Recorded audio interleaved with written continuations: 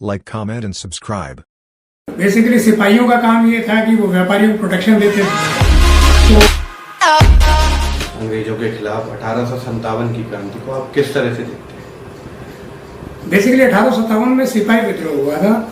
Basically सिपाहियों का काम ये था कि वो व्यापारियों को प्रोटेक्शन देते थे। उसको क्या था कि जैसे क्लर्क वगैरह काफ़ी पैसा कमाने लगे थे, सिपाहियों को उतना पैसा मिलता नहीं था। उनकी कंडीशंस भी थोड़ी सी मुश्किल थी, उन्हें रात को जागना पड़ता था, पहरा देना पड़ता था, और रास्ते में भी उनको व्यापारी का जो ट्रूप था उससे आगे चलना पड़ता था, लोगों से लड़ाइयाँ भी हो जाती थी। तो उनको अपनी वर्किंग कंडीशंस, भाई हर आदमी को रिलेटिवली वर्किंग कंडीशंस बुरी या अच्छी लगती है, तो जो ईस्ट इंडिया कंपनी के जो क्लर्क्स थे उनकी तुलना में उनको अपनी वर्किंग कंडीशंस बुरी लगती थी, तो वो लोग अपनी पे राइज वगैरह चाहते थे। ये सिर्फ ऐसा नहीं है कि सिर्फ इंडिया में ऐसा हुआ हो। 1857 की क्रांति तकरीबन इंडिया, ये ईस्ट इंडिया कंपनी जहाँ पे भी काम करती थी हर जगह पे ये हुआ था। तो उसके बाद में क्या हुआ कि जब ईस्ट इंडिया कंपनी ने धीरे धीरे पहली बार 1840 में इंग्लैंड में प्रपोजल भेजा कि भाई इतना बड़ा इलाका है, ये खाली पड़ा है, क्यों ना हम महारानी विक्टोरिया को इसकी मतलब इंग्लैंड के जो राजा है या महारानी है उसको इसके राजा घोषित कर दें। तो ये 1843 में पहली बार प्रपोजल गया था। तो धीरे धीरे इस प्रपोजल को फाइनलाइज होते होते 1876 में इस प्रपोजल को अडॉप्ट किया गया, उस पर कानून बना। उस कानून का नाम है royal titles act, royal titles act 1876 royal titles act है। उसकी पब्लिक में भी कोई प्रति अवेलेबल नहीं है, किसी उसमें भी अवेलेबल नहीं है, क्योंकि अगर ये प्रति अवेलेबल हो जाए तो इंडिया के राजे रजवाड़ों की सारी पोल खुल जाएगी। उसमें ये डिफाइन किया हुआ था कि किस तरह आप राजा डिसाइड करोगे, किस तरह नवाब डिसाइड करोगे, किस तरह आप ये नाइट्स डिसाइड करोगे, किस तरह नाइट कमांडर्स डिसाइड करोगे, ये उस सब की उसमें थ्योरी दी हुई थी। जब इन्होंने पहली बार, जब 1876 में पहला दरबार लगा, 1876 1 जनवरी को जब पहला दरबार लगा दिल्ली में, तो तब इन्होंने सिर्फ 63 जो राजे रजवाड़े थे उनको मान्यता दी हुई थी। तब सिर्फ 63 लोग आए थे। उससे अगली बार में 111 कुछ हो गए थे। जब तक इंडिया आज़ाद हुआ, तथाकथित तौर पर आज़ाद हुआ, जब अंग्रेज छोड़ के गए सिस्टम बना के, तब तक वो 543 545 हो चुके थे। तो ये लगातार बढ़ रहे हैं। अब कोई भी आदमी है, जैसे अगर कोई आदमी पहली बार अमीर बनता है तो वो अपने अमीर होने की लीगेसी को बहुत पीछे ले जाना चाहता है कि जी हम तो बहुत पुराने अमीर हैं। ऐसे ही राजे रजवाड़ों के साथ था कि उन्हें अपनी लीगेसी को पीछे तक ले जाना था।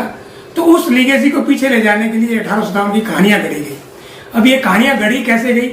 1857 में कहानी गढ़ने के लिए एक 1885 में इन्होंने किताब छपवाई, जो कोई महाराष्ट्रियन कोई थे पुजारी, उनके वो मेमोइर्स के तौर पे छपवाई गई। उसमें ये बताया गया कि वो आदमी पुजारी की नौकरी के लिए निकला और वो किस्मत से हर उस जगह पे खड़ा था जहां जहां पर ये 1857 की क्रांति हुई।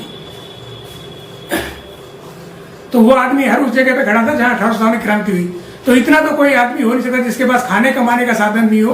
वो पूरे इंडिया में ऐसी जगह पे घूम रहा था कि जहां क्रांति हो रही हो, पहुंच रहा है। उसके बाद में वो लिख कब रहा है? क्रांति खत्म होने के 1858 में क्रांति खत्म हो गई, उसके 35-37 साल बाद में। उस किताब के छपने के बाद में 1910 में उस किताब को सावरकर साहब ने लिखा। अब उस किताब को फिर अभी ये पढ़ा रहे हैं बैक डेट में। तो आप सोचिए उस किताब में कितनी ऑथेंटिसिटी है।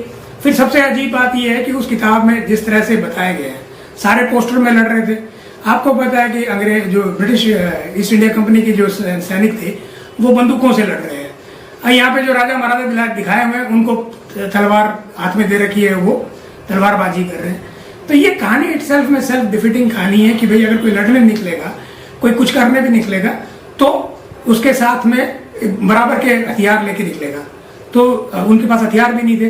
फिर उसके बाद में 1857 से लेकर 1915-17 तक आपने कुछ भी नहीं किया, ये संभव ही नहीं है। अगर कोई समाज अगर विद्रोह करने के लिए निकला है पहली बार में 1857 में, तो वो लगातार विद्रोही मूवमेंट में रहेगा। वो ये नहीं है कि 60 साल बाद जागेगा।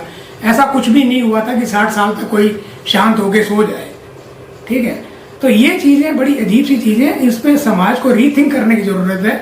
बहुत सारे लोग हैं इनको मतलब ऐसे अपने राजा महाराजा बना के उससे कुछ हासिल करना चाहते हैं। भाई राजा महाराजा आपकी जो कहानियों में थे वो खत्म हो गई हैं। आज की जो समस्याएं हैं समाज की, वो आज के हिसाब से दूर होंगी, आज के हिसाब से उसका सोल्यूशन ढूंढा जाएगा। राजा महाराजा उसको सोल्यूशन नहीं दे सकते हैं।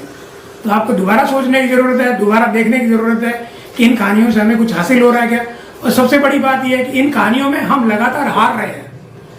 आप अपने राजा को बहादुर बोल रहे हैं, आप अपने राजा को ग्रेट बोल रहे हैं, परंतु अंत में अपने राजा को हरा ही दे रहे हैं।